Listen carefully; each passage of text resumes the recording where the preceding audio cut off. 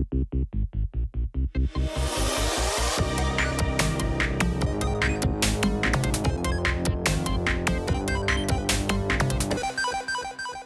everybody, welcome to our little corner of the internet here at New Game Experience. My name is Juan Paolini.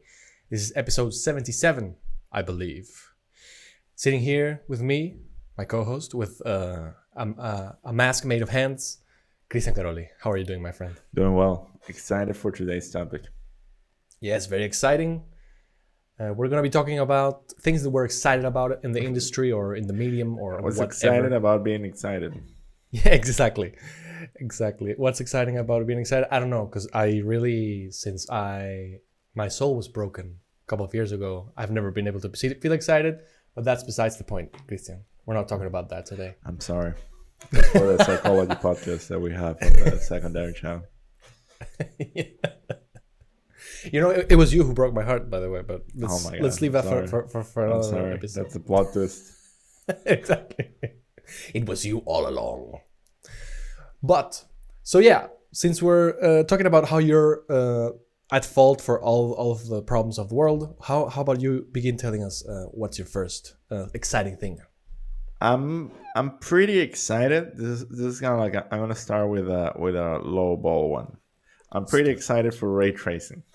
Sounds stupid, but I think that No, it's fine. We're about to get like some really neat photorealistic games with Unreal Engine 5, and I think that ray tracing it's going to be a game changer once it actually becomes a standard. I can explain why. Go ahead. Should I go? Yeah, absolutely. Excited? Absolutely. Okay. Do it. Cool. Glad to see you're excited because I'm excited. So, disclaimer: I'm not a graphics programmer mainly. So my concept is mostly it is technical. It is from some experience. Obviously, I'm not a AAA game developer, but here's the rundown.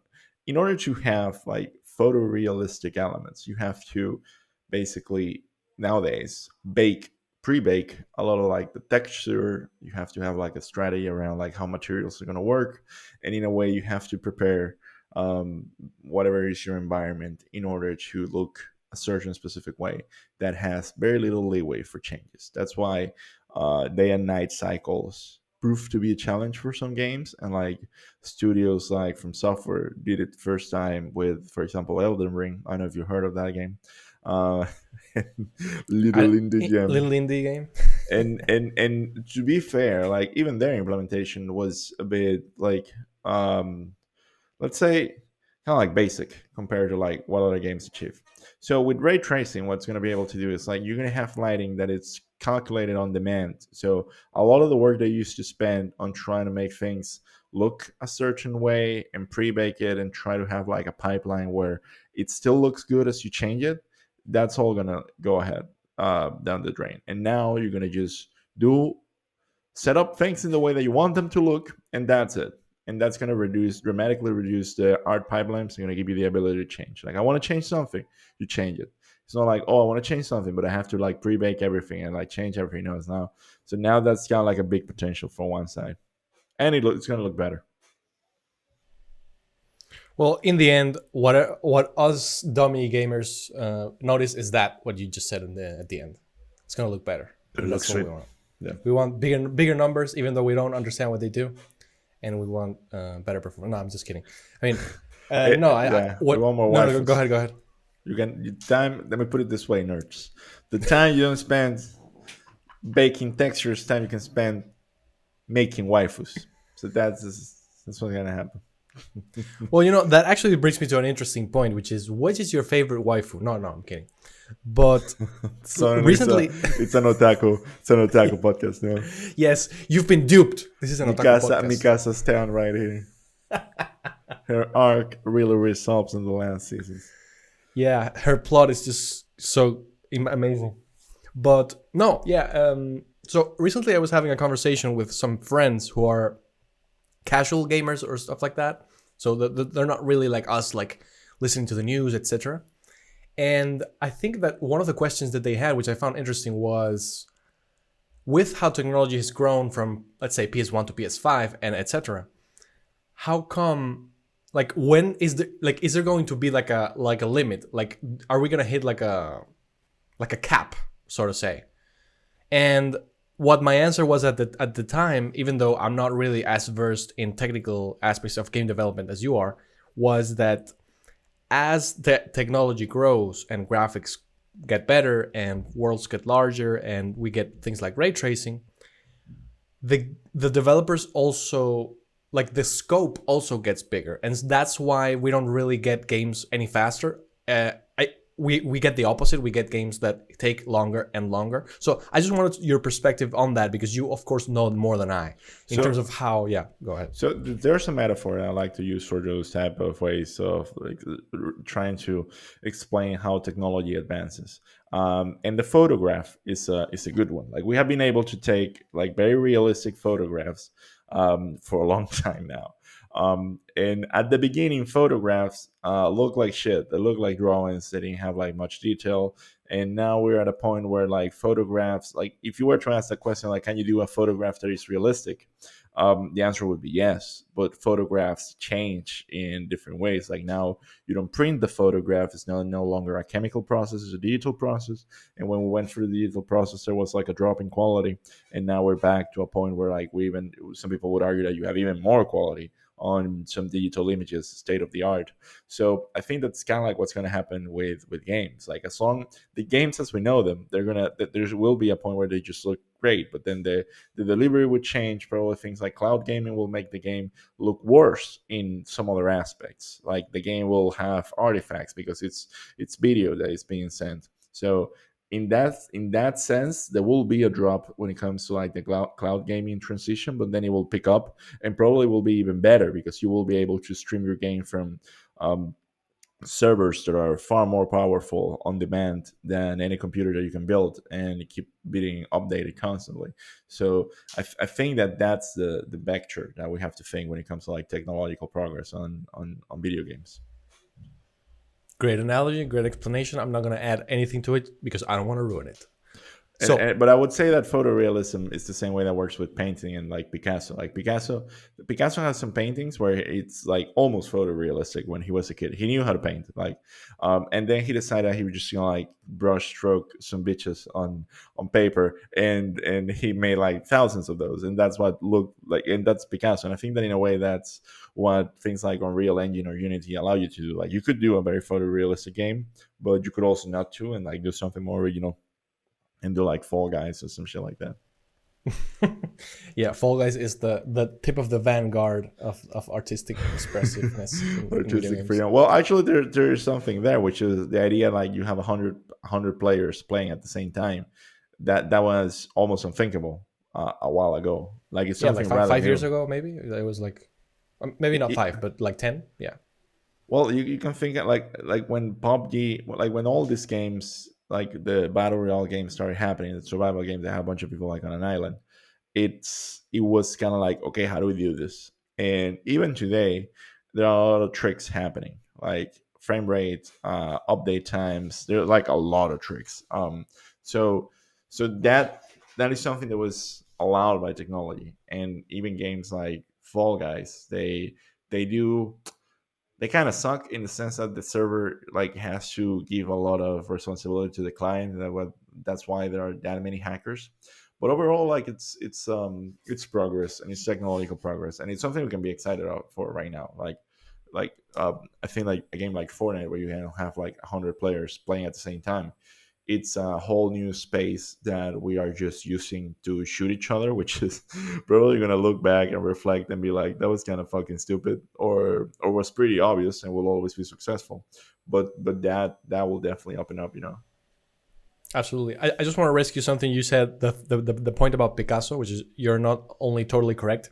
I think that there is somebody famous who I don't know who it is, but they say something like you have to know the rules before you have to know the rules before breaking them, because you have to know what it is you're breaking. And this is something that like maybe you can relate to this, because I studied film and you also studied film here in Barcelona.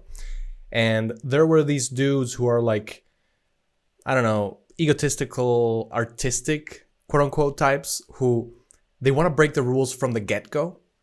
And that's not really how it works. And they go to film school to break the rule. Exactly. From all the Exactly. places in the world you can go to break the rules, which like they don't exist. Like there's not a rule book. You actually pay money, go somewhere, and you're like, I'm not gonna listen to you. And it's like, then why are you here? Like cameras do not require a license. Just buy a camera. Exactly. You know, like if you don't want to hear me, then leave the room. Like in the end, you don't get like a diploma that gets you a free camera or something. Like it's pretty ridiculous, and it's very egotistical because it's like it's just pursuit of being a rebel, when the truth is that most of the most prolific artists were really good students. Like they were really paying attention, and then once they got like the respect, the platform, they were like, okay, because I now have this authority, I am going to break the rules a little.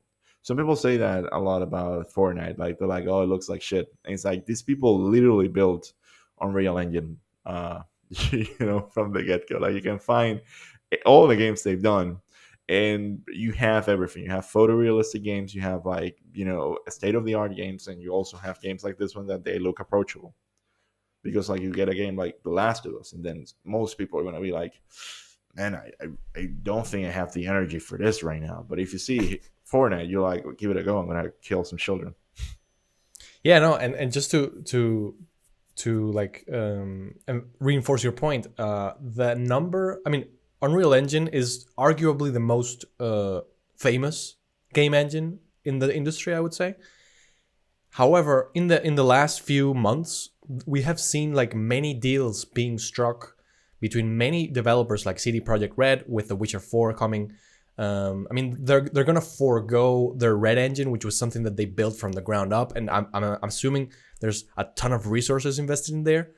Not only because it proves it doesn't work with Cyberpunk, but they're making a bet with Epic and with Unreal Engine 5, and then there was, I mean, I'm forgetting it right now, but there's been a couple more where you see like, oh my god, this Unreal Engine 5 has to be, I mean, it's impressive for us because we see the demos and it's always impressive, but behind the scenes and for the people who know what they're talking about, it has to be even better because we see that this is happening so much. So I'm also really excited there. I'm gonna share your excitement with that. So one of the things about that is like now some games are, they're like, how do you say it? It's not like less heavy. Yeah, they're smaller. They're small, less heavy. It's like because you download them. Like they're smaller on PS5 than they are on PS4, and that's because the high processing power allows for some textures to be not as optimized. Not like they can be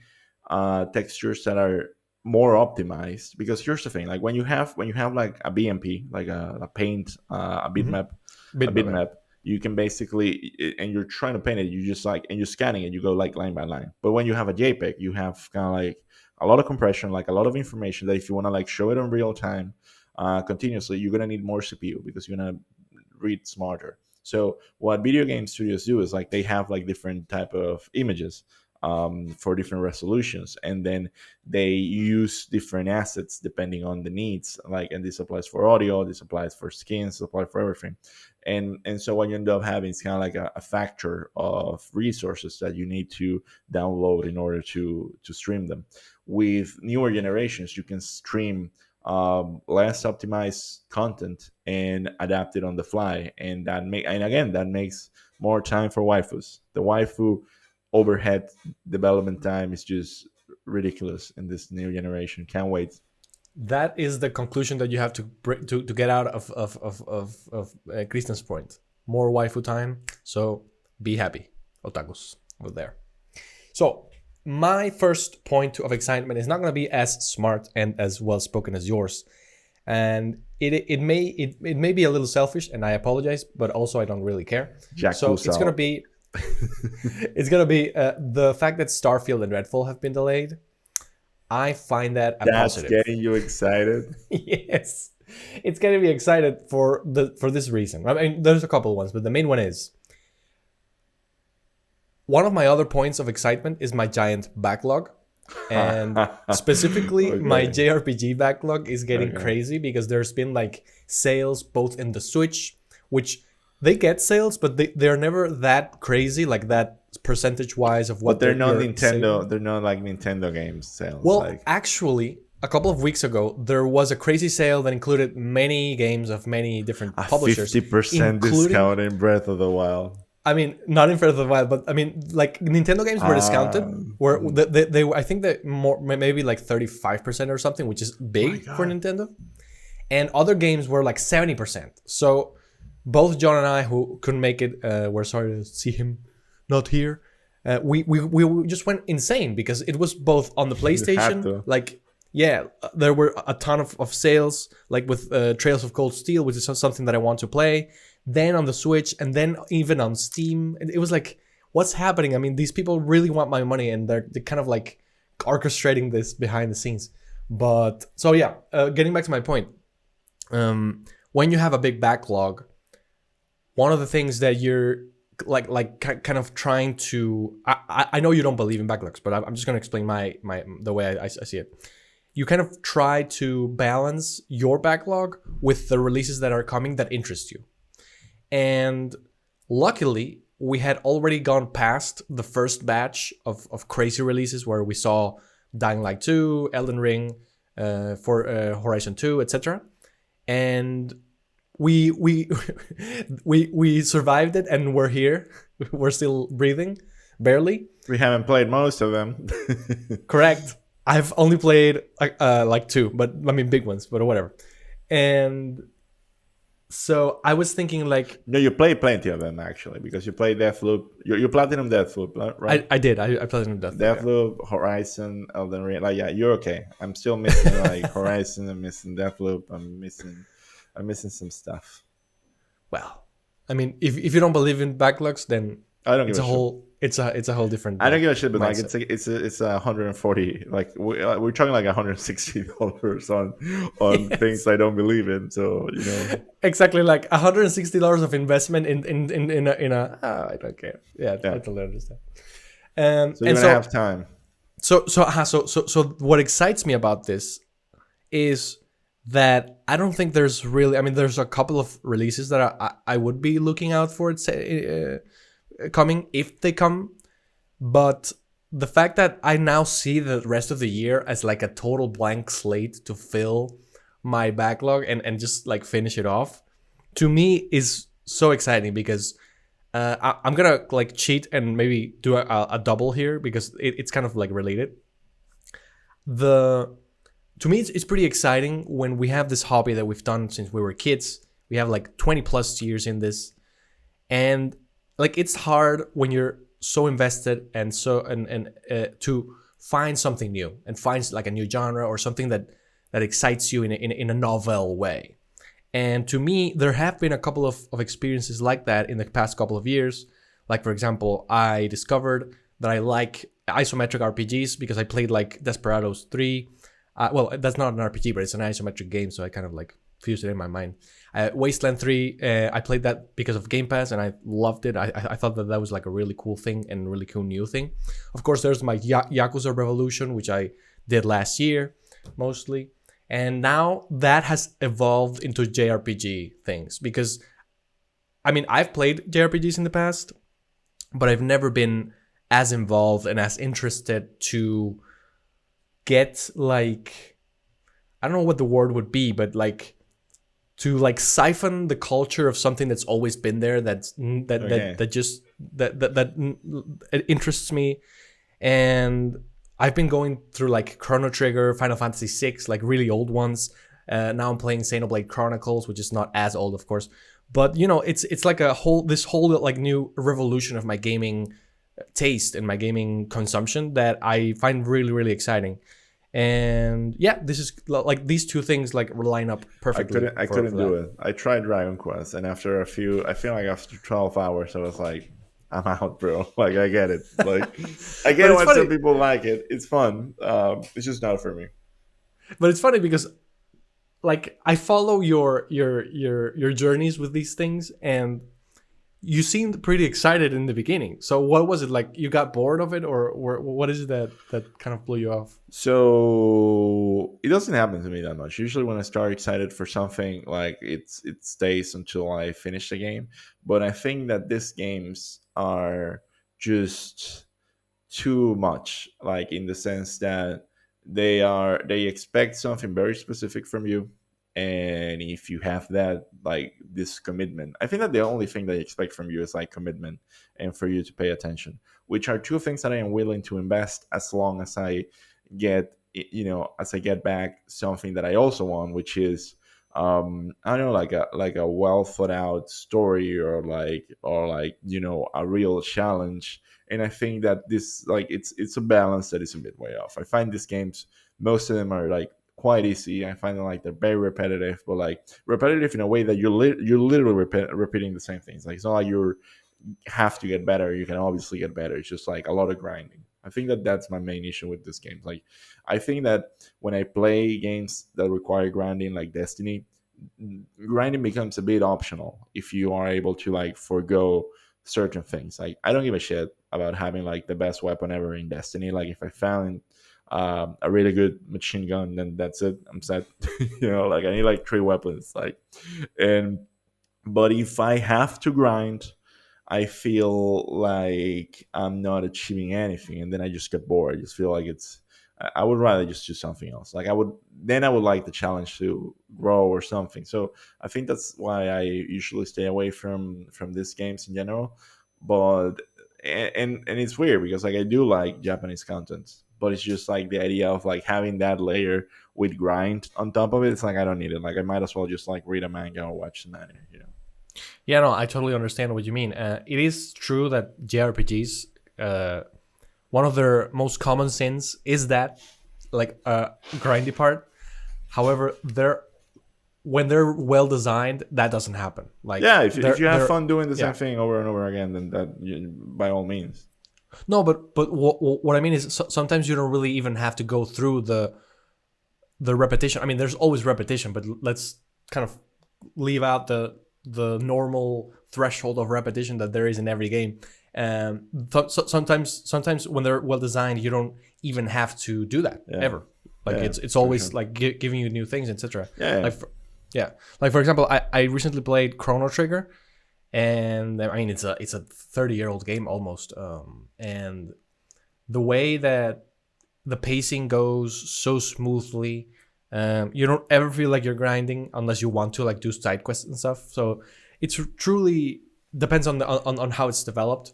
However, right now I'm perhaps going to be speaking about it more in maybe like a separate video or whatever. But playing through Xenoblade Chronicles, shout out to Fabio who lent it to me. I'm enjoying it a lot, but you know how in these Japanese games there's always like a final stretch where you fight like 5 bosses. And it's always like you think that this is the last boss, and then you think this is the last boss. When they say save your progress. Correct. Exactly. Save your progress. And you're like, okay, save my progress. It's like 1 more hour of gaming. It's like, no, save your progress. It's like, hey, this is the end game. It's like 8 hours. Like it happens in Judgment, where it's like, okay, last stretch. And then you're like 8 p.m. It's like, okay, let's go. And then it's like 4 a.m. in the morning. And you're like, fuck, can't you just fucking die, my friend? Fucking mad. And in that game, I think they do that like 2 or maybe 3 times, like the save your thing, because it's gonna be you're not gonna have any more time to do side quests or stuff. So I was in that stretch. Up until this point, I had done a ton, and I'm saying like a ton of side quests. So presumably, I would be like well leveled for the challenge that the game was giving me.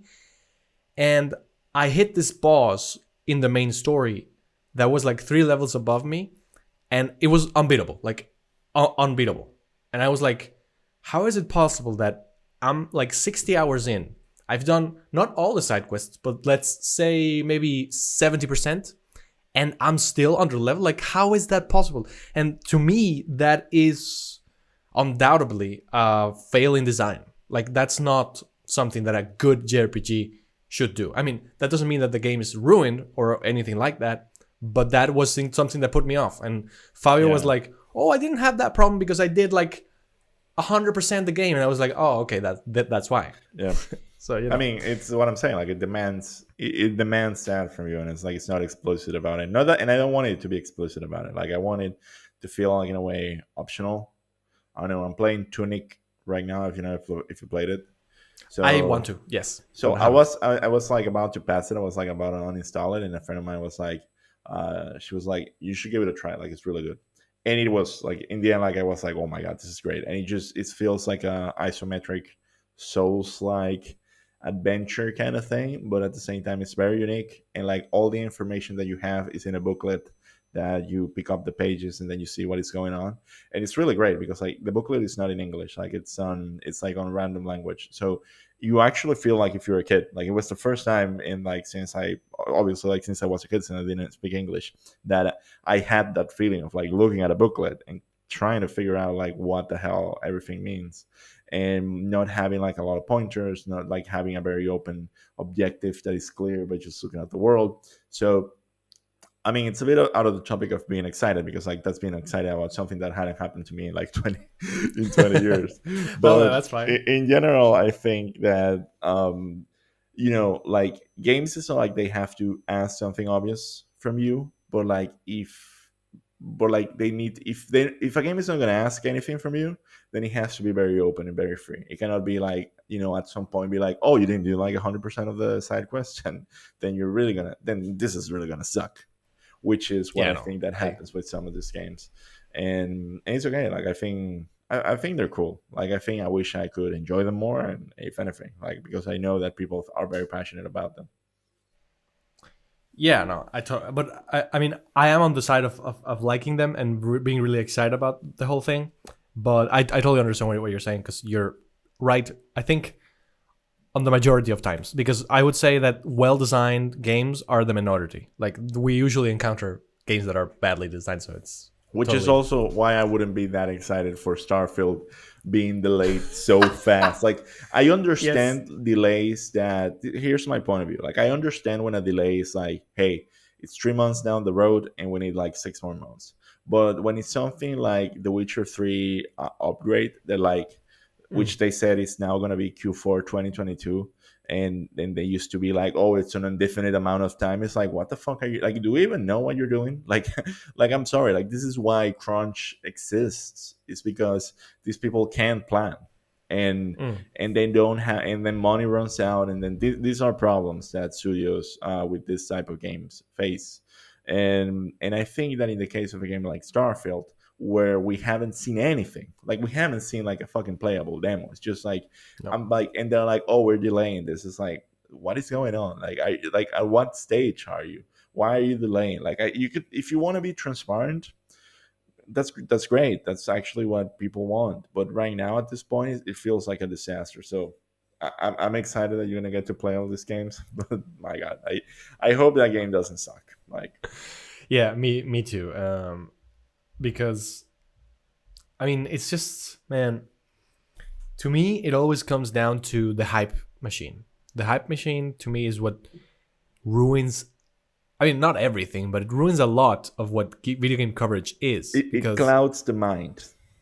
100%. Because the only reason I can think why they intellectually thought it was a good idea to put a date last year for a game like that to this year was because of marketing things and to like have the promise that the game is going to come, quote unquote, even though they probably knew that it was not gonna be ready. I mean, because it's not like the game is coming in a couple of months. No, it's like they know that they have five more no sorry six more months, and they know that even that is not enough. And so it's just and also I mean just work on the game. Don't give me a date unless until you know. That's the only thing I'm asking. That's And why I think it's hard for me to get excited about release windows, oh yeah. because you have like, why should I be excited for Elder Scrolls 6?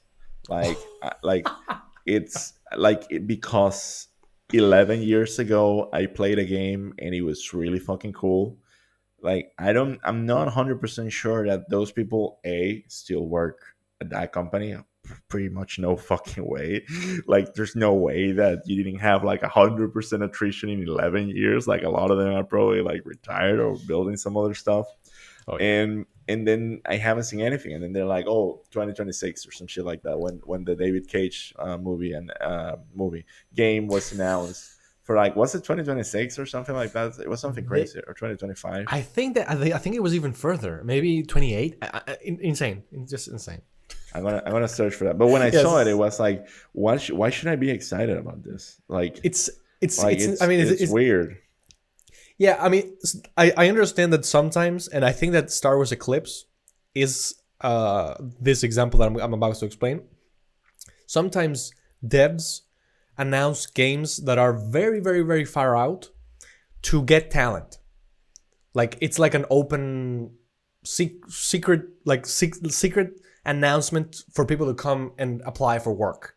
Hmm. And that I think makes sense because all of these people who work in the industry, who may perhaps want to work on your game, are watching all of this coverage. So instead of like sending, I don't know, 100,000 emails to all of these people, you just announce with a trailer, a cinematic trailer that has no gameplay, and people are like, "Oh, I want to work on that," and they come to you. So that I do think that that kind of makes sense, and gamers get kind of duped by that because we Yeah. think it's for us when it's not.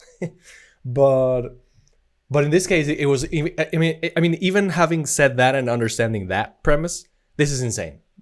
Did you find the date? I'm about to find it because I just searched for it, and it's like 2027 or 2028. Wow, this is just surreal. I forgot. Like, I Insane. honestly, it's too much. Like, I don't give a shit. Like, by that time, I will be 42 years old. Like, I honestly, like, I don't even know if, like, wow. It's like, I don't know. It's just like, it's impossible to be excited about that. It's impossible to get like a real reaction. It's like, it's like, it's almost like acknowledging that there will be Star Wars content in the future, which I already know that there are gonna be Star Wars movies until I day I die. Like, I'm not gonna see the end of Spider Man or some shit like that. So it's kind of like the opposite of like, why are you not, what are you not excited about in the future? It's like these long ass games that I don't know when they're gonna release, so like if I'm gonna like them.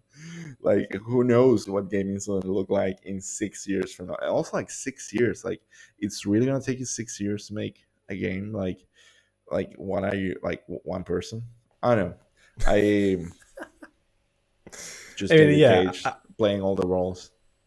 exactly. He's gonna Mike Myers slash Eddie Murphy Yeah. everything. Yeah.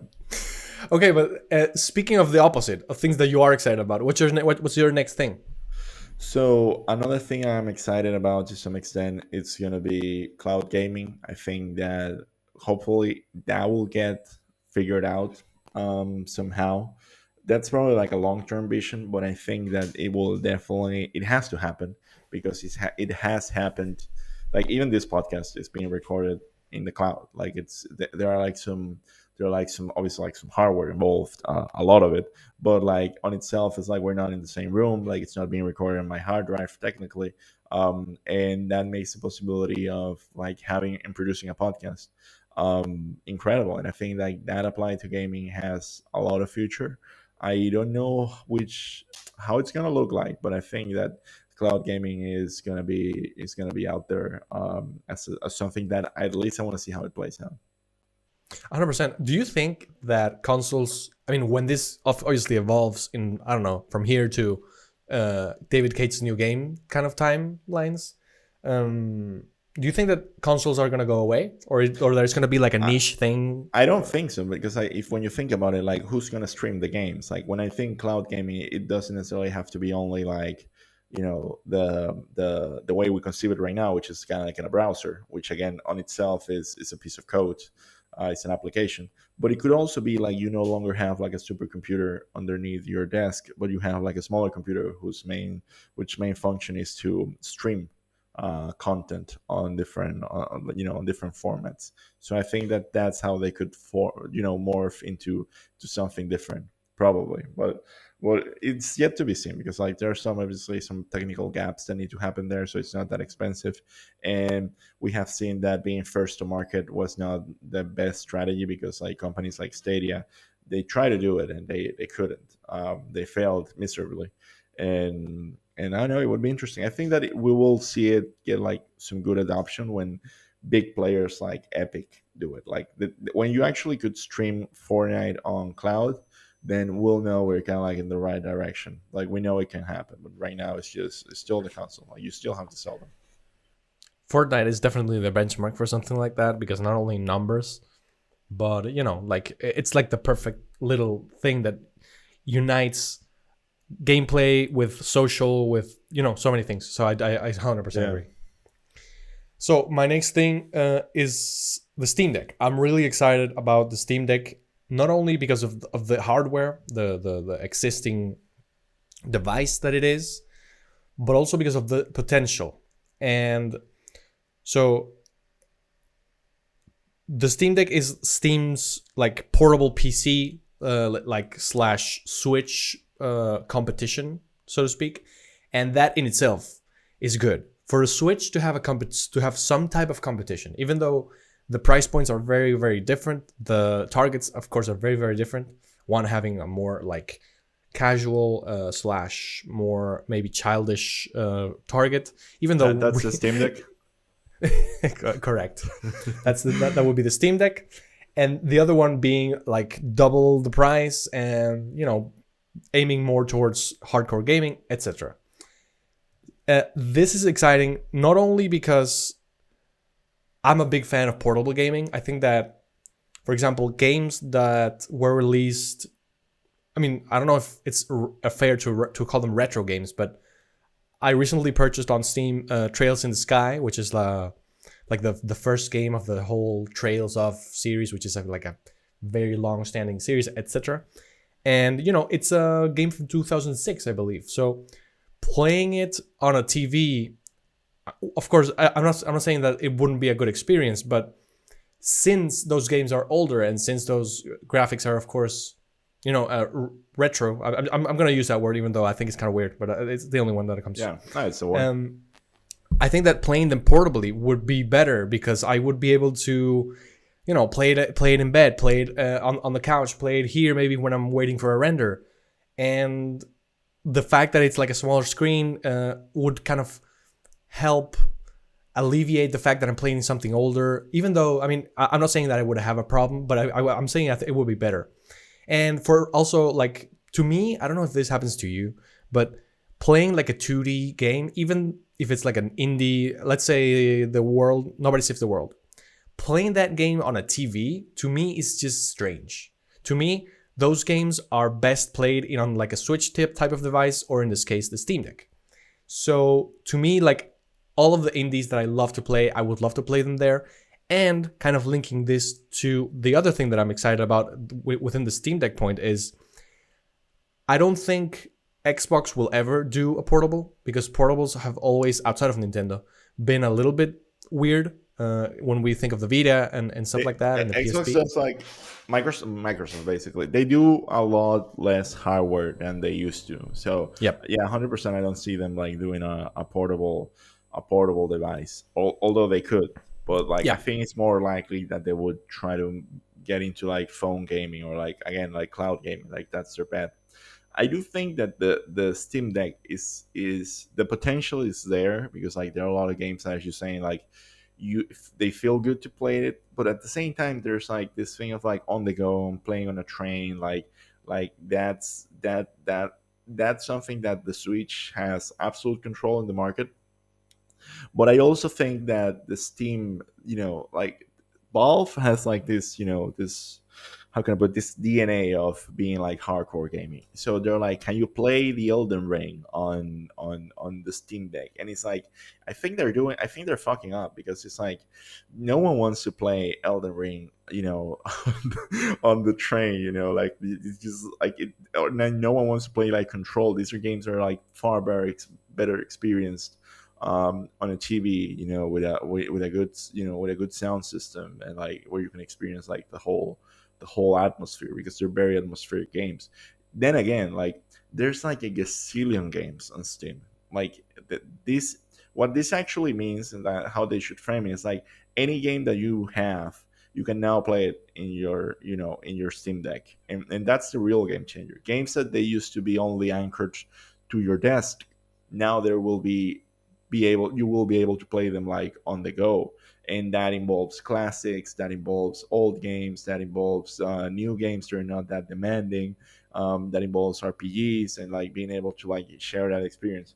The I played a lot of like Switch, and I think that the main thing that I played, like what makes it different from the other consoles, is that I can play them on the go. Like I can just pick it up and continue playing. And I think that's what's missing right now. It's really missing the dock, because I think that as of now it's a very handheld experience, and that combination is like what also makes the Switch, in my opinion, superior experience wise. Like docking a Steam Deck is not like you still like you can't do it. Like, technically. I mean, you could do it, but it's I think you you can can. because it has the I'm not. HDMI plug, but then you also gonna need your own controller. It's not that seamless. Like it's very hardware like, which is also it's pretty crafty. But that's how Valve goes around hardware. My experience with Valve hardware has been super bad because it was with the Valve controller, which I think Oh, that thing works if you set it on fire and you inhale the fumes from the plastic burning and then you poison yourself. It's still better to do that than use it as a controller. That's how bad of a controller that thing was. It was terrible. What a piece of trash. So oh my god. hopefully they learned from that, because that was kind of like 10 years ago. But still, like it's a bet, and they're obviously experimenting. Like they released a fixed number of these things. They're rolling them out. They're giving support, but I don't know how this company has a lot of money. It's a private company that's just absolutely fucking profitable. They're full of money in the bank, so it's up to them to decide how they want to bank this. And it could be interesting. Like it's exciting to see like if the Switch actually gets some decent competition, because it doesn't have any right now. 100%. 100%. I actually would love that even Sony would do something, because I am a fan of just taking games on the go. But they had a bad experience with the Vita. I don't really blame them for not going back to that. The only thing that I wanted to rescue is I think there is a possibility. I'm not really sure if Valve would benefit as much as Microsoft would, but if by some chance Phil Spencer were to strike a deal with Gabe Newell, and you could like have like a portable Game Pass machine within the Steam Deck, that to me would be the dream. Because as of now, I thought that would be possible, because I know that you can run Windows 10 and or maybe 11 on the Steam Deck, but it seems like up until now the only thing you can do is stream games, and that's not really ideal at the moment. But if I were to be able to like I do on this PC, download my games there, and I have the cloud to have my saves and everything, it would be like a dream come true to me. And that potential to me, I think this is like the best thing. Yeah, it's pretty For solid. yeah. The only thing there would be that I think that Valve would lose a lot of money in terms of games being played on their machine that are not being purchased on Steam. So there is kind of a weirdness there. It's up to them But to figure out the details of that. yeah, But also, like, it's dangerous that Game Pass is that ubiquitous. Like, it's good for you as a. I don't know if it's that good for you as a consumer, because competition is needed. And if in the end it's like this subscription to rule them all format is the one that takes over, then these companies could depreciate the value as they see fit, and then you strangle an industry. And this happens. This already happened with movies. Like movies now live of streaming. So there was like a whole industry change around like movie theaters, distribution, and right now that is probably happening with games. And instead of like not many developers can self-publish, and I think that is kind of weird, because the barrier for you to like if I make a game, the barrier for me to giving it to you, it's not that high. Like technology wise, like it's pretty easy. Like and some, which is very different from a movie, which is like how do I make this movie be played in a movie theater in another continent. But when it comes to games, it's like you could literally just download the game and buy it from me. But but the fact that something exists on Game Pass makes buying other games, like if you're outside of Game Pass, you could be in trouble, like as a video game developer. So So I don't know. It's tricky, and it's definitely going to affect the market and how we value these games. Things like the PlayStation subscription, like these first party games that are going to be available on the PlayStation subscription. I bought them at full price. So I paid $60 for God of War. I paid $60 for both Horizons. I paid $60 for Ghost of Tsushima, for Death Stranding. So The Last of Us one, The Last of Us two. So it's like six. So this is already, we're talking about like $3,600 on games that they are going to be available for like $10 a month. So that and even if I take all the time I spend playing them, I know it's not the same math, but yikes, like Yeah, no. The only thing I'm gonna say about that is, in answer to what you previously said, is one subscription to rule them all, one subscription to find them in the darkness, bind them. The Game Pass. Keep it secret, keep it safe. So, what's your next exciting thing, my friend? I think that was my list. I don't think I have any particular game that I'm extremely excited for next, which might be sad, but also it's a room for opportunity. I can be surprised. Exactly. So I'm not longing for any other games. I think that the last probably until something like Elden Ring comes along, it's gonna be a while. In the sense that a game that matches the hype, it's beyond the hype, and then I'm just left grateful with a shared experience. Like it's gonna be a while, so I don't know. It's gonna be like if like it's if a girlfriend dies, it's like I'll miss her. I'll find someone else. But damn, that was good, kind of thing. Okay, I'll move on with my last one, which is not really that long, which is PSVR 2. I am really excited about this because I was gonna put that one in the list. Okay. But awesome. I get motion sick, so I didn't.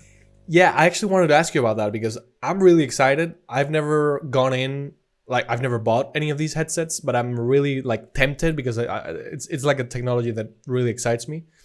I think the future of PlayStation, maybe like one of the branches of PlayStation, I think it's gonna be that.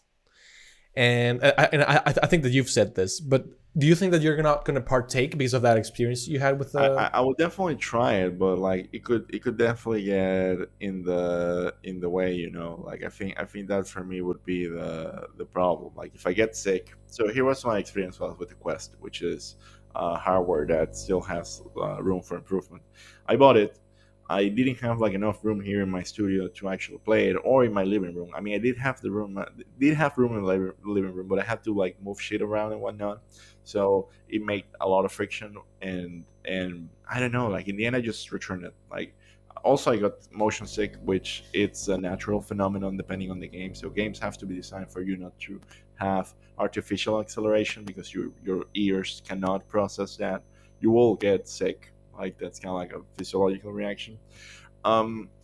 So I returned it. So I don't like not much has changed. Like the one thing that probably won't happen is the fact that I will like the hardware will be better, but also the hardware will be completely locked against games, and the experience of gaming with that thing on it's weird. Like it's very different. So it's not the same value proposition as a social or like overall device. And I think that headset, if when it comes to trying to do something global or like different outcomes, then it's better. That's how I see it. Like there's a lot of potential in social things like watching movies, watching content, games, but I don't see it like I mean I would like to see what they have in store and see if I eventually pick it up. But also it's gonna be that technology is still not super cheap, and the fact that you still need to like room and whatnot, it makes it like a very different experience. But it's exciting because it's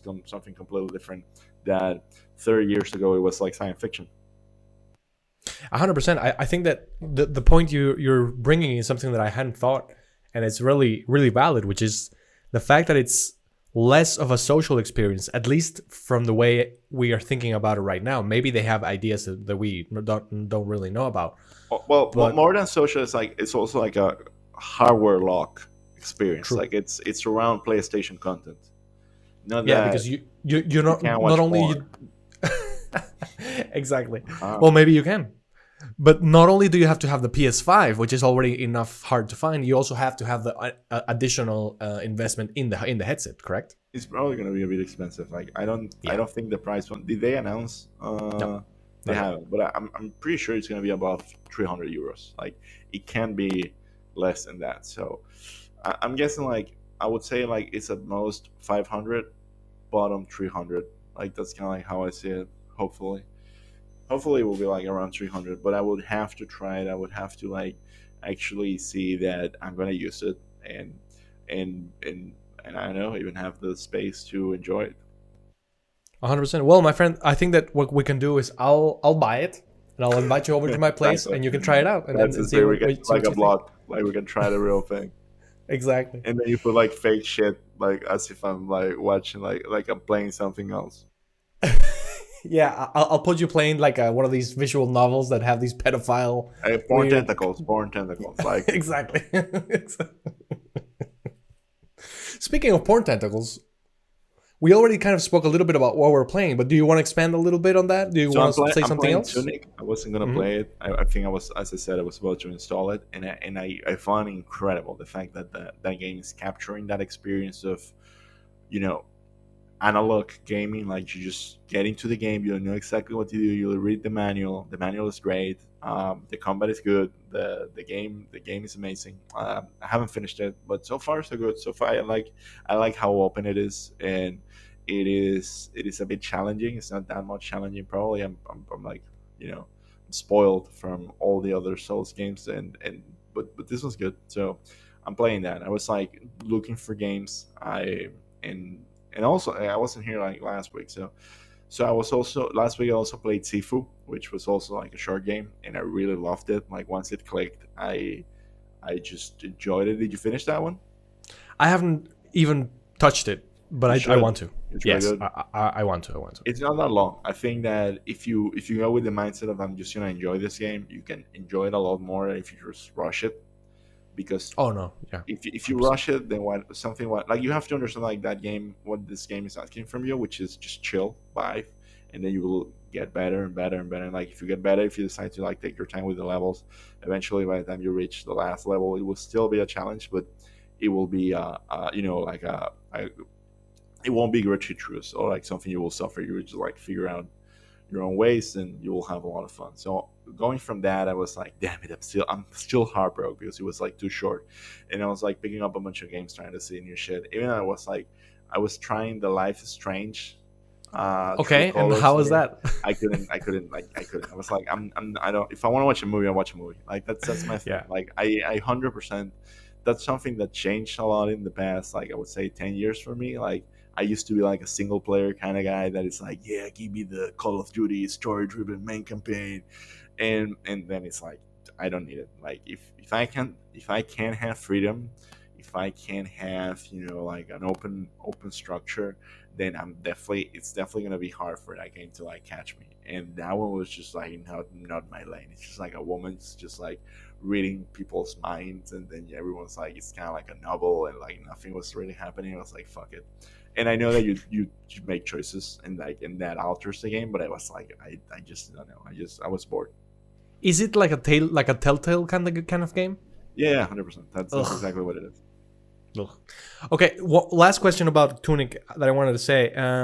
Gameplay wise, combat wise, how does it compare to Death's Door? Because I see similarities, but I don't know if it's It's very similar. It's very accurate. similar. Okay, You play the other one? I finished Death's Door. Yeah.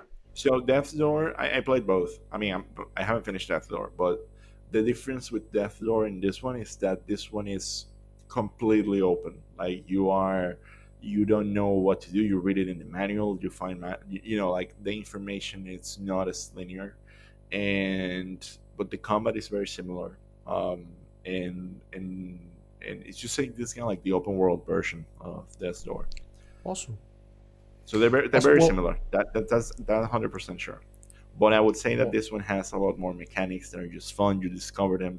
You discover things. Here's what's the cool thing. It's not spoilerish. There are items that you find that you don't know what they do, and then you find a page for the booklet. You see the booklet, and you're like, oh, and then you go try it, or like you discover things and then you pick up a page and it's like this was in the booklet, but I figured it out by myself. And it's That's weird because awesome.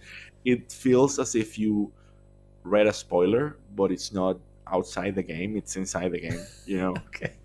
like it's hard to explain without like giving you examples. But like you discover things because they're in this booklet or without it, and that makes the experience very organic. Otherwise, you have no idea what to do. You know what to do because the booklet tells it, but it's not in Spanish or English. It's like a random language, so it's also not that clear. So it's a game that really trusts on the player to be able to champion it. So really recommend it.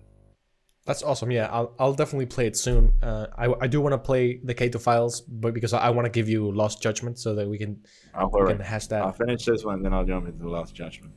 Yes.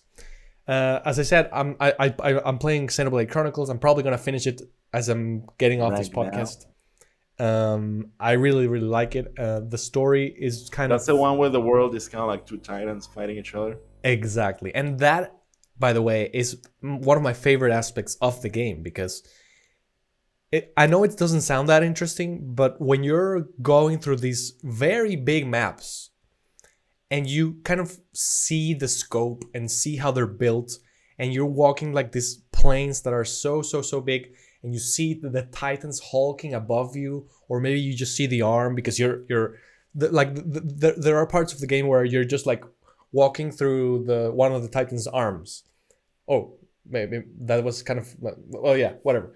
And you know that, like, you see like the fingers, and it's just amazing how they did this in 2010. I think it's a 2010 game, but it's like a Wii game. So I don't know. To me, that it's just so amazing to see It's that. pretty original as well. Pretty original, and the world building is really really cool. The story is kind of tropey JRPG, but I'm enjoying it. The combat is also cool. It's kind of like, well, you played a lot of WoW, and it's Yeah, kind of like that. It's a little bit like that. But yeah, other than that, I'm not playing anything because I'm a basic bitch. I just play one game at a time. And this has been our episode of the show. We hope you enjoyed it.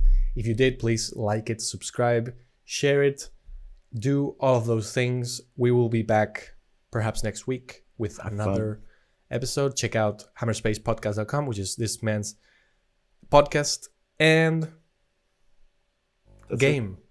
Yeah, just game.